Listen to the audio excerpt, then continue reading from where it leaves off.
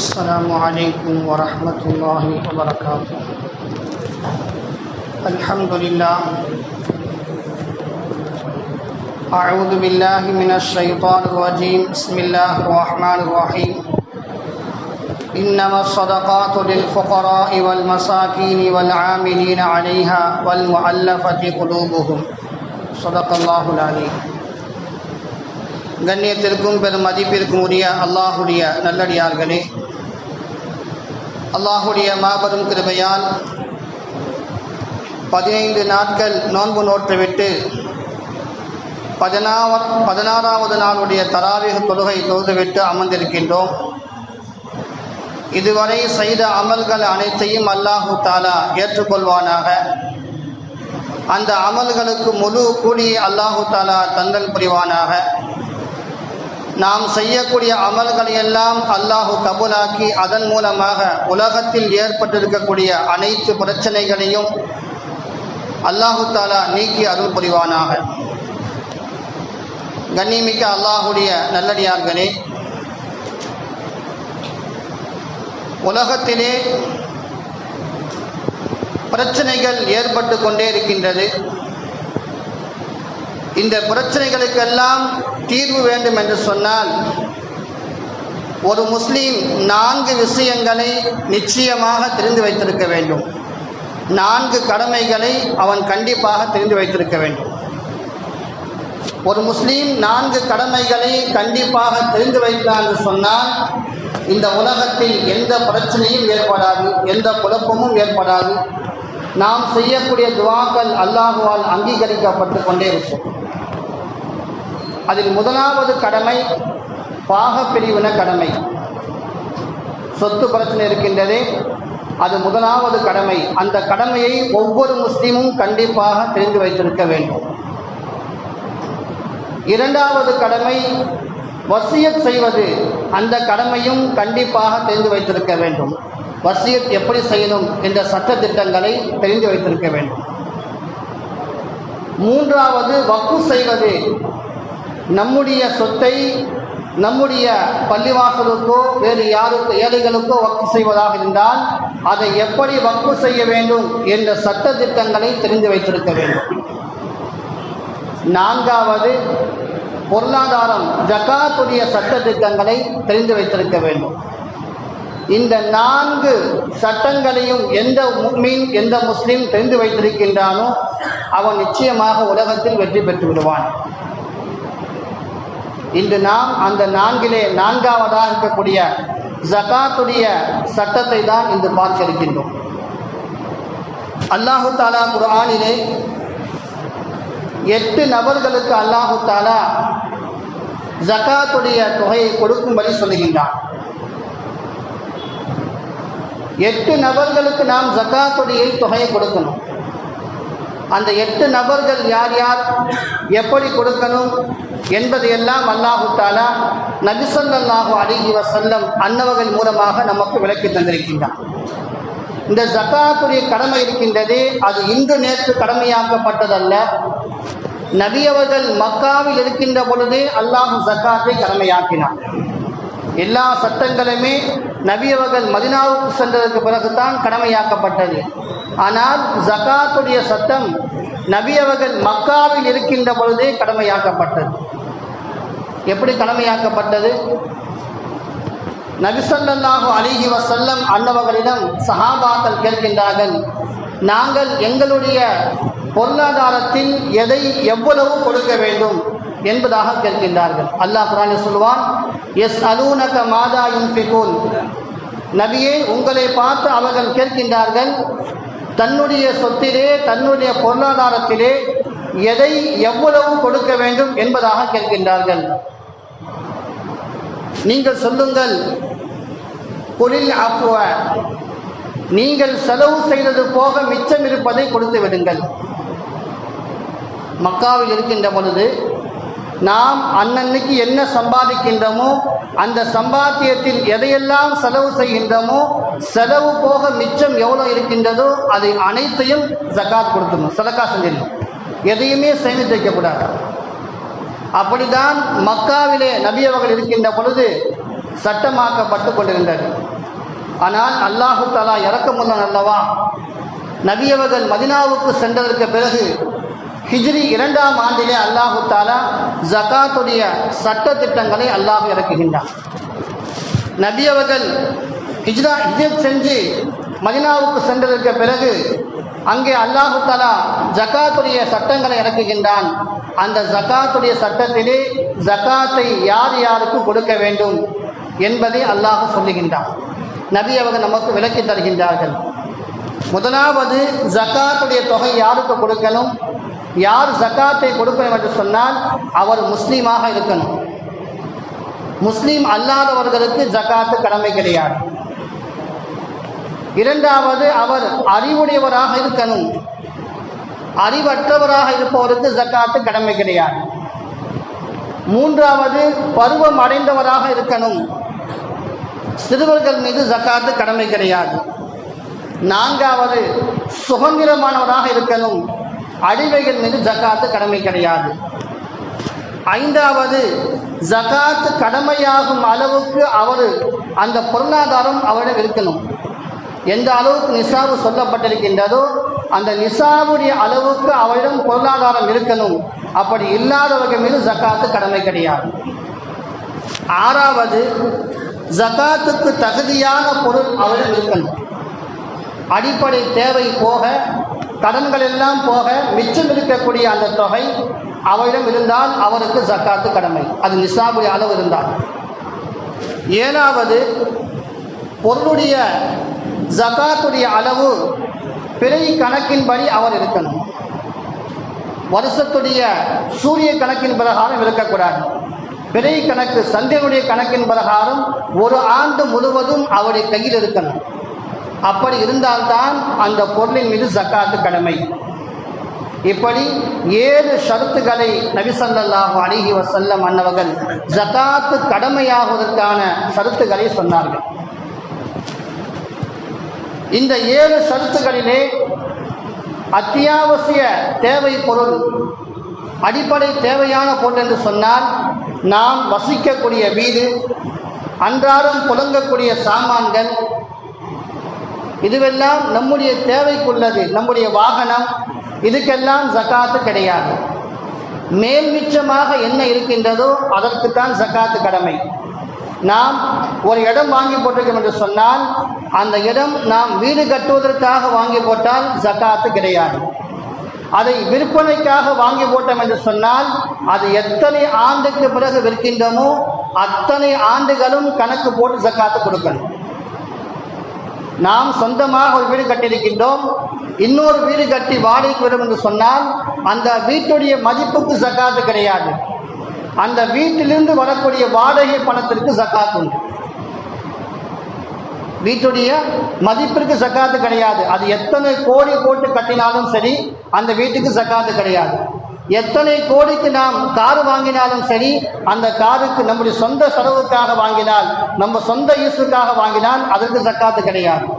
அந்த காரை வாடகைக்கு விட்டோம் என்று சொன்னால் அதில் வரக்கூடிய அந்த வாடகை பணத்திலே நமக்கு ஜகாத் உண்டு. இப்படி அல்லாஹு தஆலா நாம் சொந்தமாக யூஸ் பண்ணக்கூடிய அந்த பொருளுக்கு ஜகாத் கடமையாக்கவில்லை. நாம் சொந்தமாக யூஸ் பண்ணாமல் அடுத்தவர்களுக்கு அதன் மூலமாக பயனளித்து அதன் மூலமாக ஒரு வருமானத்தை ஈட்டுகின்றமே, அந்த வருமானத்திற்கு தான் அல்லாஹ் ஜகாத்தை கடமையாக்குகின்றான்.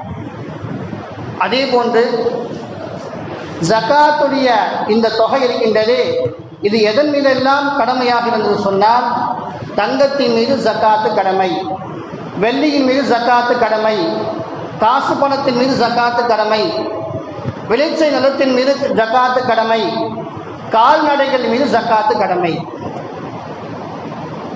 இந்த ஜகாத்துடைய அளவு என்ன?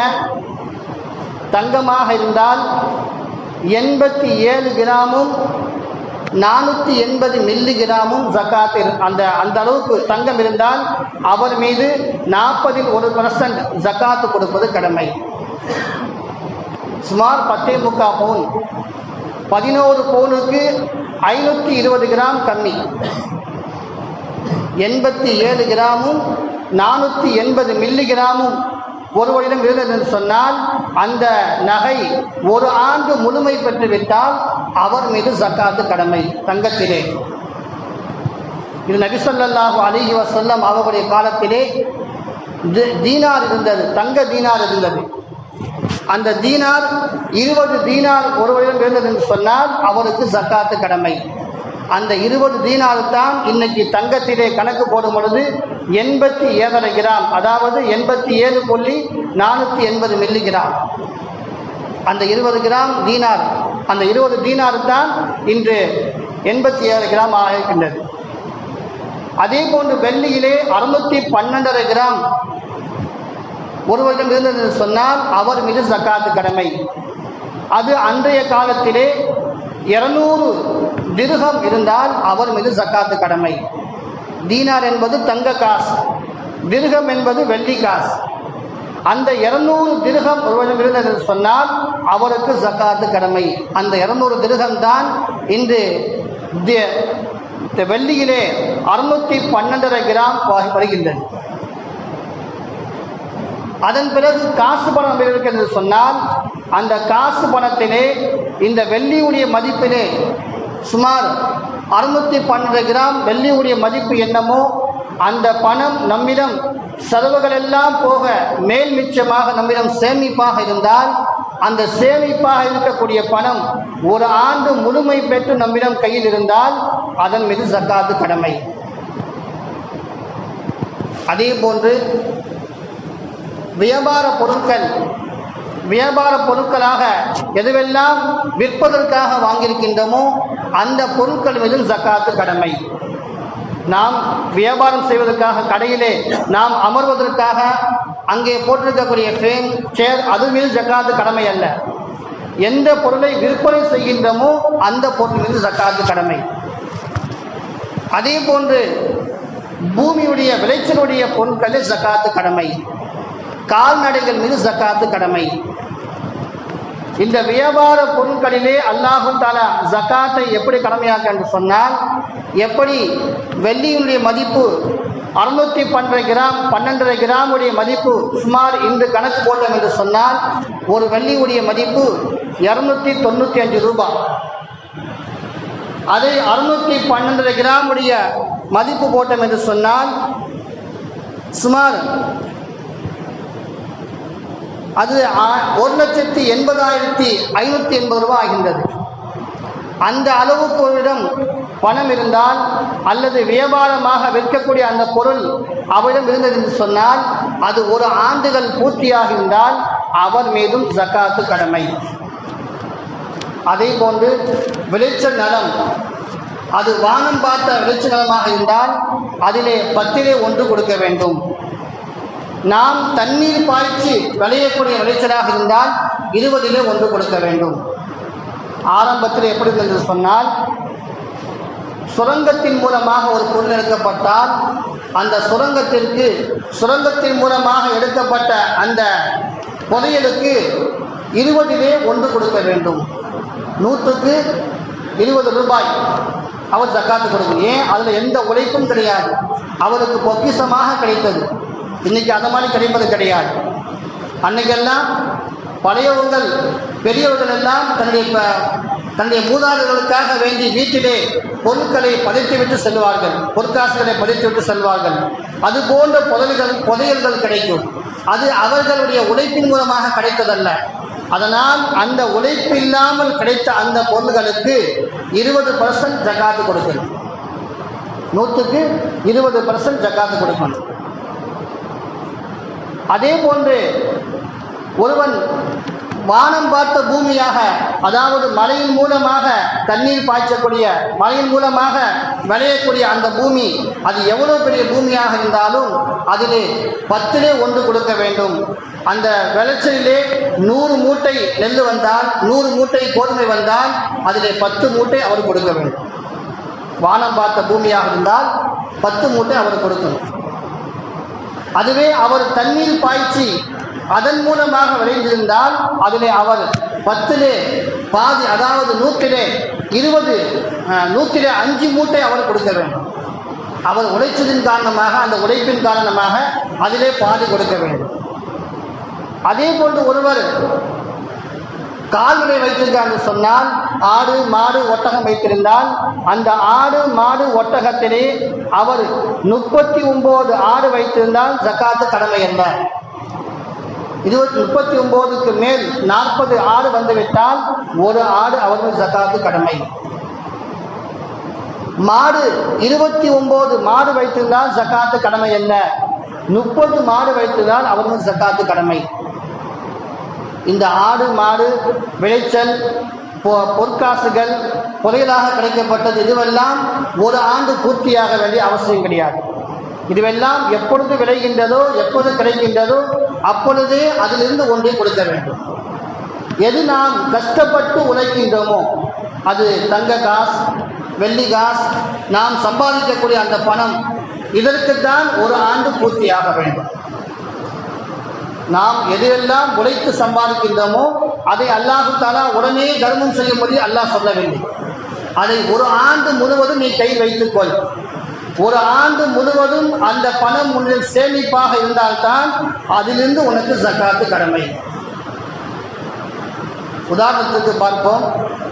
இன்னைக்கு 16வது பிறையிலே என்னுடைய கையிலே 1,80,560 ரூபாய் இருக்கிறது என்று சொன்னால், அந்த பணம் இன்னையிலிருந்து அடுத்த ஆண்டு பிறை 15 வரை, ரமலானுடைய பிறை 15 வரை அந்த பணம் குறைந்தாலும் இந்த தேதியிலே அது சரியாக வந்துவிட்டது என்று சொன்னால், அல்லது மேல்மிச்சமாக அதிகமாக ஆகிவிட்டால் தான் எனக்கு ஜக்காத்து கடமை. நான் அந்த ஒரு ஆண்டுக்கு முன்னதாகவே அந்த பணம் செலவாகிவிட்டது, அல்லது நேற்றைய தினம்தான் எனக்கு கடமையாகின்றது, அதற்கு முதல் நாளே நான் செலவு செய்திருக்கேன் என்று சொன்னால் என் மீது ஜக்காத்து கடமை அல்ல. இது ஆரம்ப நிசாபிற்கு மட்டும்தான். ஒரு மனிதன் அப்போதுதான் சம்பாதிக்க ஆரம்பிக்கின்றான். அவன் சம்பாதிக்க ஆரம்பித்த பொழுது அவன் எந்த பணத்தை எல்லாம் செலவு செய்துவிட்டு மிச்சமாக சேமித்து இருக்கின்றானோ, அந்த சேமித்து வைக்கக்கூடிய பணம் இந்த 612 கிராம் வெள்ளியுடைய மதிப்பு அளவுக்கு வந்துவிட்டது என்று சொன்னால், அந்த பணம் ஒரு ஆண்டு முழுவதும் அவரிடம் கையில் இருந்தால்தான் அவர் மீது ஜக்காத்து கடமை. அப்படி அவரிடம் அந்த ஒரு ஆண்டு முழுமையாக அந்த பணம் இல்லை என்று சொன்னால் அவர் மீது ஜக்காத்து கடமை அல்ல. ஒரு ஆண்டுக்கு முன்னாலேயே அவருக்கு செலவாகிவிட்டது, செலவாகியதற்கு பிறகு மறுபடியும் அந்த ஒரு ஆண்டு முடிவதற்குள்ளால் அந்த எந்த தேதியிலே எனக்கு அந்த கடமையாகுமோ அந்த தேதிக்கு அந்த பணம் வந்துவிட்டது, அல்லது அதை தாண்டி 1 லட்சம் அதிகமாக வந்துவிட்டது என்று சொன்னால் அந்த 1 லட்சம் அதிகமானதுக்கும் சேர்த்து தான் ஜக்காத்து கொடுக்கணும். அந்த 1 லட்சம் இப்போதான் வந்துச்சு, இன்னைக்கு தான் வந்துச்சு, அதுக்கு நான் ஜக்காத்து கொடுக்க மாட்டேன், அது இன்னும் 1 வருஷம் ஆகலை, அப்படி கிடையாது. ஆரம்ப நிசாவுக்கு மட்டும்தான் இந்த ஒரு ஆண்டு. அந்த ஒரு ஆண்டு முடிந்ததற்கு பிறகு எத்தனை லட்சத்தை அவன் வைத்திருந்தாலும் அத்தனை லட்சம் மொத்தமாக கணக்கு போட்டு அவன் 40இல் 1 கொடுக்க வேண்டும். கண்ணியமிக்க அல்லாஹ்வுடைய நல்லடியார்களே, இந்த ஜக்காத்தை யார் சரியாக கணக்கு பார்த்து கொடுக்கின்றார்களோ, அப்படி கொடுத்து விட்டான்னு சொன்னால் அவனுடைய அந்த பொருள் என்னைக்குமே அது காலியாகாது, அது தீர்ந்து போகாது, அதன் மூலமாக வீண் செலவாகாது. அல்லாஹு தஆலா யார் ஜக்காத்தை சரியாக கணக்கு பார்த்து கொடுத்தார்களோ அவர்களுடைய பொருளாதாரத்தில் நிச்சயமாக அல்லாஹ் குறைவு ஏற்படுத்தவே மாட்டான். நமக்கு குறைவது போன்று தெரியும், ஆனால் அதில் அல்லாஹ் குறைவாக்க மாட்டான். யாரெல்லாம் ஜக்காத்தை கணக்கு போட்டு கொடுத்தார்களோ அவர்கள் யோசித்து பாருங்கள், நான் சென்ற வருஷம் இவ்வளவு கொடுத்தேன், இந்த வருஷம் இவ்வளவு கொடுக்க முடியவில்லை என்று யாருமே சொல்ல முடியாது. சென்ற வருஷம் 10,000 கொடுத்திருந்தால் இந்த வருஷம் அதை தாண்டிதான் கொடுப்பான். அவள் கணக்கு போட்டு சரியாக கொடுத்திருந்தார். கணக்கு போடாமல் தோராயமாக இவங்களுக்கு இவ்வளோ கொடுத்துதான் சொன்னால் அது நிச்சயமாக சாத்தியமாக ஆகாது, அது ஜக்காத்தாக ஆகாது. ஒரு ஆண்டு பூர்த்தியானதுக்கு பிறகு அவர் எவ்வளவு பணம் வைத்திருக்கின்றாரோ, எவ்வளவு நகை வைத்திருக்கின்றாரோ அதை கணக்கு போட வேண்டும். கணக்கு போட்டு அதில் சுமார் எத்தனை காசு நமக்கு ஜக்காத்து கடமையாகின்றது என்பதை கணக்கு போட்டு எடுக்க வேண்டும். உதாரணத்திற்கு ஒருவரிடம் 11 பவுன் இருக்கிறது என்று சொன்னால் அந்த 11 பவுனிலே அவர் மீது கடமையாகக்கூடிய அந்த நகை எவ்வளவு என்று சொன்னால் 2 கிராம் 2 மில்லி கிராம் அவர் மீது கடமை. அந்த 2 கிராம் 2 மில்லிகிராம் என்பது 33,000 சொச்ச ரூபாய் வருகின்றது. அதுதான் அவர் மீது கடமை. ஆனால் அந்த 11 பவுன் ரேட் எவ்வளவாக இருக்கின்றது? இன்னைக்கு 13,80,000 சொச்சம் இருக்கின்றது. 13 லட்சத்தில் அல்லாஹு தாலா 33,000 தான் ஜக்காத்தாக கடமையாக்கலாம். புதையலாக கிடைச்சதில் அல்லாஹு தாலா 20% கொடுத்தான். வானம் பார்த்த பூமியில 10% கொடுத்தான். விளைச்சல் நாமல் தண்ணீர் பாய்ச்சி அதில் அல்லாஹு தாலா 5% கொடுத்தான். இது நம்ம உழைச்சதுனால அல்லாஹு தாலா இது 2% அல்லாஹ் கொடுத்திருக்கிறான். எந்த அளவுக்கு உழைப்பு அதிகமாக இருக்கின்றதோ அதில் அல்லாஹ் ஜக்காத்தை கம்மியாக ஆக்கியிருக்கிறான். இவ்வளவு கம்மியாக கொடுக்க சொன்ன இந்த ஜக்காத்தை கூட நாம் சரியாக நிறைவேற்றவில்லை என்று சொன்னால் அல்லாஹு தாலா நம்முடைய பொருளை அல்லாஹு தாலா நாசமாக ஆக்கிடும். அதனால் ஜக்காத்தை கணக்கு பார்த்து சரியான முறையில் நாம் கொடுக்கணும். இந்த ஜக்காத்துடைய தொகை யார் யாருக்கு கொடுக்கணும்? அதுவும் அல்லாஹு தாலா நபி ஸல்லல்லாஹு அலைஹி வஸல்லம் அன்னவர்கள் மூலமாக அல்லாஹு தாலா நமக்கு விளக்கிட்டு வருகின்றான். குர்ஆனில் அல்லாஹு தாலா 8 பேருக்கு ஜக்காத்து கொடுக்க சொல்றான். முதலாவது மிஸ்கீன், இரண்டாவது ஏழை. மிஸ்கீனுக்கும் ஏழைக்கும் வித்தியாசம் கிடையாது. மிஸ்கீன் என்று சொன்னால் அவர் அன்றாடம் உழைக்கக்கூடியவர். அன்றாடம் அவர்களுடைய தேவைக்கு தான் அவர் பணம் சம்பாதிப்பார். எவ்வளவு சம்பாதிக்கின்றாரோ அது அவருக்கு செலவாகிவிடும். சேமிப்பாக அவருடைய அக்கௌண்ட் எதுவுமே இருக்காது. அவர் மிஸ்கீன். வலியவர் என்று சொன்னால், ஏழை என்று சொன்னால் அவர் அன்றாடம் சேமிப்பு, அதாவது அவருக்கு என்ன செலவோ அந்த செலவுக்கான பணம் கூட அவருக்கு இருக்காது. ஒரு நாளைக்கு 100 ரூபாய் அவருக்கு தேவைப்படுதுன்னு சொன்னால் அவர் சம்பாதிப்பது அது 80 ரூபாய் தான் சம்பாதிப்பார், அல்லது 50 ரூபாய் தான் சம்பாதிப்பார். அவருக்கு மேல் மிச்சமாக இன்னும் 50 ரூபாய் தேவைப்படும். அப்படி இருப்பவர் தான் வலியவர், ஏழ்மை. இந்த இருவர்களுக்கும் ஜக்காத்து கொடுக்க வேண்டும். மிஸ்கின்களுக்கு கொடுக்க வேண்டும், வலிமை உள்ள ஏழைகளுக்கு கொடுக்க வேண்டும்.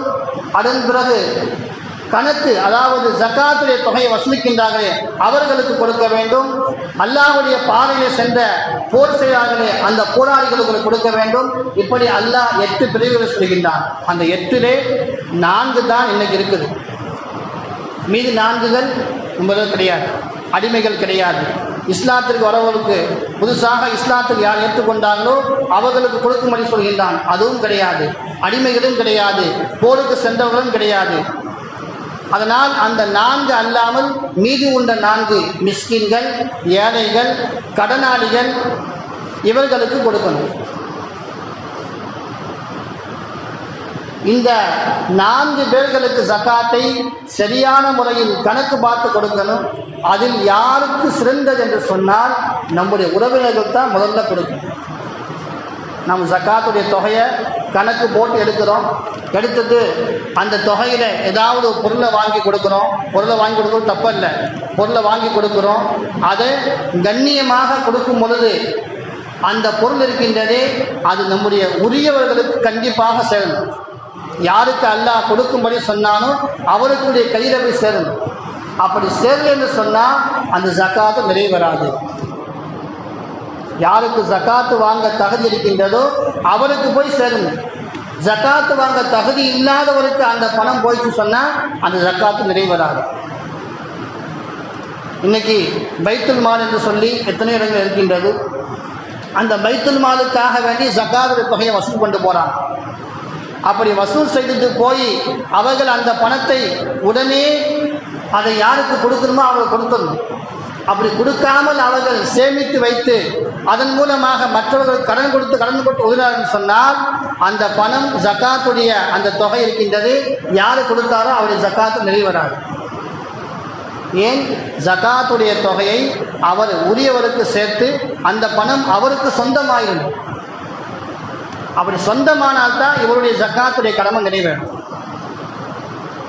அதனால் இதையெல்லாம் பார்த்து நாம் யாருக்கு கொடுக்கின்றோம், அவர் எதற்காக வாங்குகின்றார், அவர் யாரிடம் கொடுக்க போகின்றார் என்பதெல்லாம் தெரிந்து கொண்டு ஜக்காத்துடைய தொகையை நாம் கொடுக்கணும். அதே போன்று அந்த ஜக்காத்துடைய தொகையை நாம் நம்முடைய உறவினர்களுக்கு தான் முதலில் கொடுக்க வேண்டும். யாருக்கு கொடுக்கக்கூடாதுன்னு சொன்னால் நம்முடைய பெற்றோர்களுக்கு கொடுக்கக்கூடாது. நம்மை பெற்றெடுத்த தாய், அவர்களுடைய தாய், அவர்களுடைய தாய் அவர்களுக்கு கொடுக்கக்கூடாது.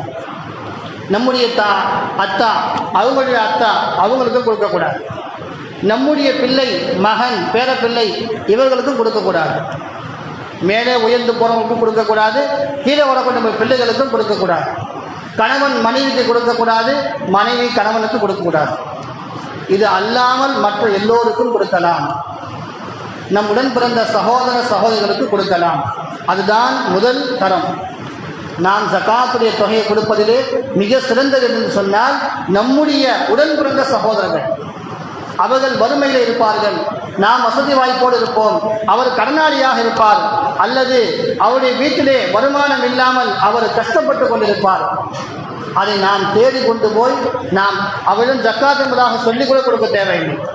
நாம் ஜக்காத்துடைய தொகையை கணக்கு பார்த்து அதை நீயத்தோடு இது ஜக்காத்துடைய தொகை என்பதாக எடுத்து வைத்துவிட்டு அவரிடம் கொடுக்கின்ற போது அன்பளிப்பாக கூட கொடுக்கலாம்.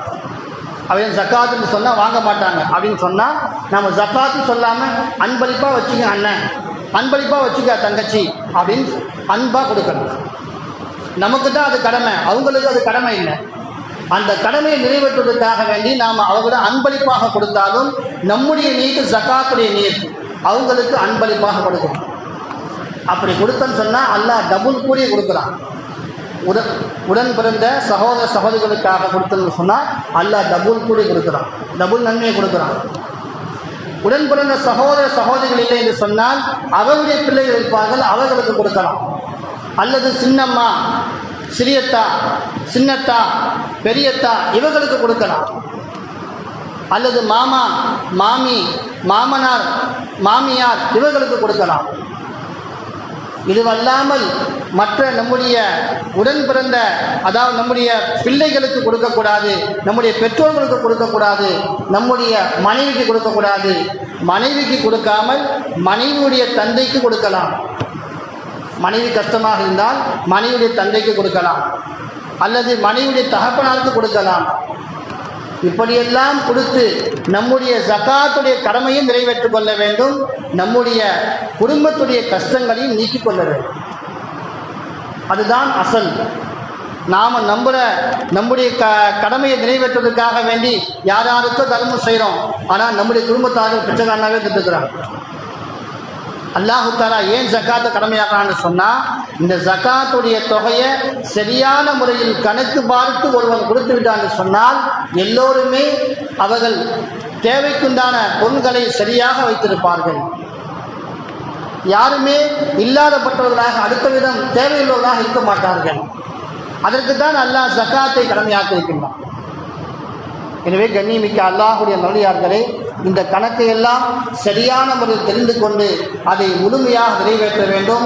அப்படி நிறைவேற்றினால் அல்லாஹு தாலா அந்த ஜக்காத்தின் மூலமாக இந்த உலகத்தில் ஏற்படக்கூடிய அனைத்து குழப்பங்களையும் அல்லாஹ் நீக்குவான். நாம் கையேந்தினால் அல்லாஹு தாலா நம்முடைய வெறுங்கையாக அனுப்ப மாட்டான். அவருடைய துவாக்களை அல்லாஹ் நிச்சயமாக கபூல் செய்வான். இந்த ஜக்காத்து கொடுக்காவிட்டால் என்ன தண்டனை என்பதை இன்ஷா அல்லாஹ் நாளை தினம் ஜிம்மாவுடைய பயானில் இன்ஷா அல்லாஹ் தெரிந்து கொள்வோம். அல்லாஹு தாலா கேட்டதின் பிரகாரம் அமல் செய்யக்கூடிய பாக்கியத்தை எனக்கும் உங்களுக்கும் தந்தல் புரிவானாக. வாஹிதுல் அல்ஹம்துலில்லாஹி ரப்பில் ஆலமீன். அஸ்ஸலாமு அலைக்கும் வரஹ்மத்துல்லாஹி வபரகாத்துஹு.